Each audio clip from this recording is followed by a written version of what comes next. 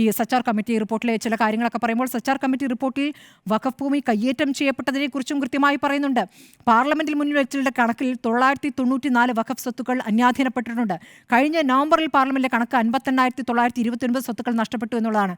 ഇനി മുനമ്പവുമായി ബന്ധപ്പെട്ട് ഇതിനെ കൊണ്ടുവരാനുള്ള ഒരു ശ്രമം അത് കൃത്യമായും അത് അവർക്ക് അനുകൂലമായ ഒരു സമീപനത്തിലേക്ക് എത്തിക്കുന്നത് BJP ഇവിടെ പടിപടിയായി ചെയ്തിട്ടുള്ളതാണ്. കഴിഞ്ഞ ലോക്സഭാ തെരഞ്ഞെടുപ്പ് സമയത്തായാലും കഴിഞ്ഞ പാലക്കാട് ഉപതെരഞ്ഞെടുപ്പിൻ്റെ സമയത്തായാലും ആ വിഷയം എങ്ങനെ കൊണ്ടുവന്നു എന്നുള്ളത് നമുക്കറിയാവുന്നതാണ്.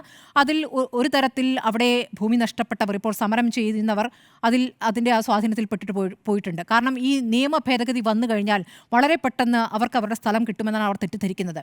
ഇതിപ്പോൾ കളക്ടർക്കാണല്ലോ അധികാരം കൊടുക്കുന്നത്. കളക്ടർക്ക് അധികാരം കൊടുത്തു കഴിഞ്ഞാൽ കളക്ടർ സ്വാഭാവികമായി പറയുന്ന പോലെ എന്താണോ കേന്ദ്ര സർക്കാർ നിലപാടെടുക്കുന്നത് ആ നിലപാടിനൊപ്പം നിൽക്കും. ഇനി അങ്ങനെയാണെങ്കിൽ തന്നെ പിന്നീടും നിയമപരമായി അത് കോടതിയിലേക്ക് പോകും. ഇപ്പോൾ ഈ പറയുന്ന ഉറപ്പായിട്ടും അതും പിന്നെയും നിയമത്തിന്റെ നൂലാമാലകൾ തന്നെയാണ് അവർക്ക് മുന്നിലുള്ളത്. ഇപ്പോഴും അത് കോടതിയിലാണ്. വഖഫ് ട്രൈബ്യൂണൽ എന്നുള്ളത് ഒരു മത കോടതിയാണ് എന്ന മട്ടിൽ വ്യാഖ്യാനിച്ച് അതിനൊരു പ്രചാരം കൊടുത്തിരിക്കുകയാണ്. വഖഫ് ട്രൈബ്യൂണൽ ഇവിടെ നിയമപരമായി പാർലമെന്റ് പാസാക്കിയ നിയമപ്രകാരം ഉണ്ടാക്കിയിരുന്ന സംവിധാനമാണ്. വഖഫ് ട്രൈബ്യൂണൽ വേണമോ അതോ മറിച്ചൊരു സംവിധാനമാണോ വേണ്ടത് എന്ന് ആലോചിച്ച് തീരുമാനിക്കാം. പക്ഷെ അതിന് പകരം കളക്ടർ എന്ന് വരുമ്പോൾ അത് ആരുടെ തീരുമാനം നടപ്പാക്കാനാണ് എന്നുള്ളതാണ് നമ്മുടെ മുന്നിലുള്ള കാര്യം.